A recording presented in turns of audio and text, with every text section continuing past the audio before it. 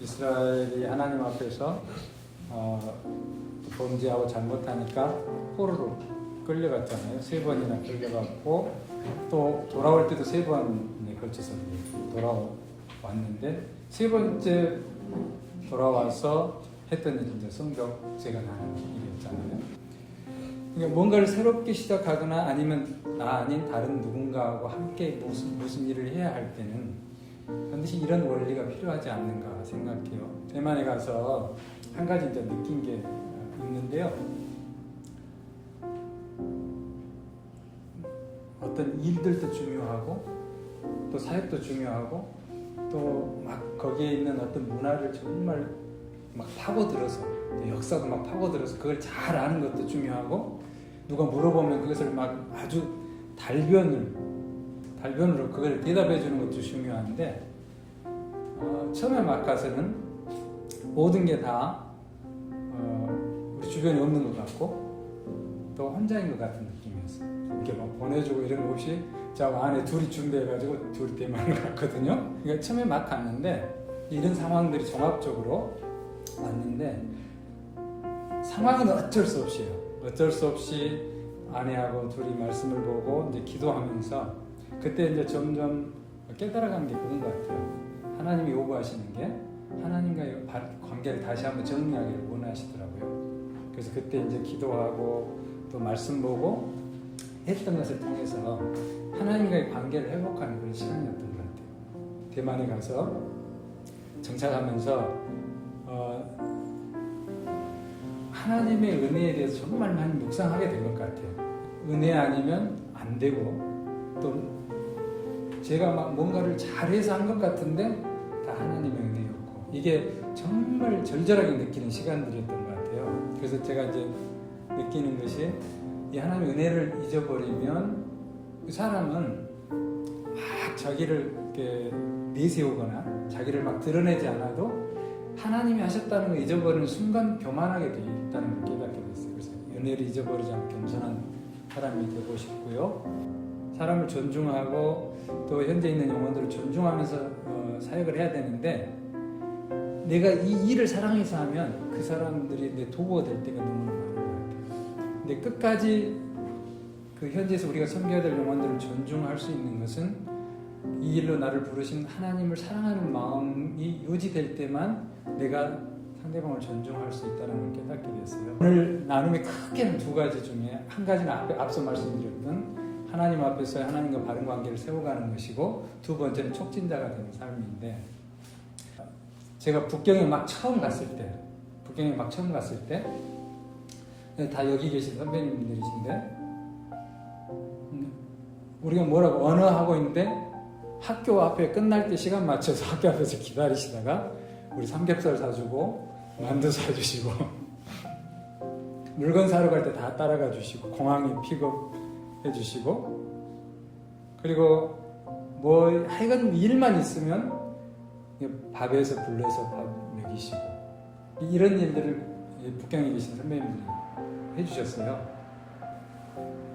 근데 그때 우리가 배운 게 어떤 거냐면 이제 제가 우리 선배님들이 그렇게 했었던 정도의 연차가 됐을 때 이제 제가 그걸 배웠기 때문에 사실 저 나름대로 저희들도 우리 단체든 우리 단체가 아니든 우리 섬김이 필요한 어떤 분들이 있으면 그렇게 섬겨드렸어요. 사역도 장을 열어드렸고 그래서 처음에 어떤 분이 캠프 이제 제가 주일학교 사역했다고 하니까 캠프를 같이 해보자고 하더라고요. 저렇게 사역을 했어도 중국에서는 얘들 직접 만난 적이 없거든요. 교사들만 다 했지. 근데 제가 저렇게 사역한다고 해서 캠프 하자고 하는데 제가 또 나 얘들은 못해요 이렇게 할 수가 없잖아요. 실제로 저 얘들 잘 못하는데 그래서 그냥 같이 하자고 했는데 좋게 보셨나 봐요. 그렇게 해서 많은 선교사 동역자분들이 많은 기회를 주셨어요. 대륙에서 우리 선배님들에게 그런 그 돌봄과 섬김을 받았던 것을 대만에서 다른 상황이고 다른 분들을 통해서 하나님께서 우리를 돌보고 계신다는 것을 느끼게 하셨어요. 그러면서 결정적으로 제가 코칭을 배우면서 코칭에서 당신의 강점이 뭔지 한번 그 강점을 가지고 사역하라 하면서 이제 8가지를 써보게 하더라고요. 그 중에 하나가 제가 사역과 동역자들에 대해서 이제 제가 찾은 게 촉진자예요. 나는 일이 되게 하는 사람이 되어야 되겠다.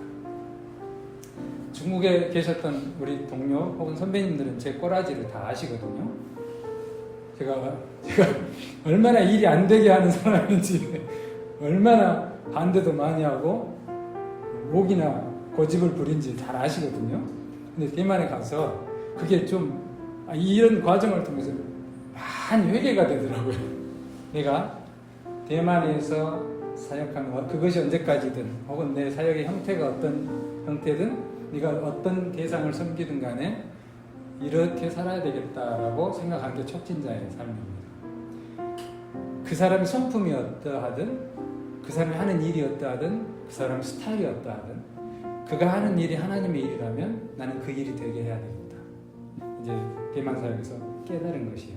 그래서 오늘 본문 말씀도 늘 제가 이제 비엠에서를 상당히 좋아하는데 이런 것들이죠. 우리가 해야 할 일이 분명히 성 쌓기라는 목표가 분명하잖아요. 근데 각기 다른 역할을 감당해야 되는데 뭐 많은 사람들이 한 가지 일만 매진하거나 또 힘을 모으지 않거나 또 이렇게 기호에 따라서 좋은 일만 하게 된다면 아마 이런 놀라운 일들은 우리가 성경을 통해서 볼 수 없었을 거라고 생각해요. 각자가 서로 다른 역할, 다른 위치에서 자기가 맡은 혹은 자기 은사대로 역할을 감당했기 때문에 이런 일들이 일어날 수 있었다고 생각해요. 전도서 4장에도 보면 그 있잖아요. 9절부터 12절까지 보면 내가 넘어졌는데 나를 일으켜줄 사람이 없다고 하는 것은 넘어진 것보다 훨씬 불행하고 불쌍한 일인 것 같아요.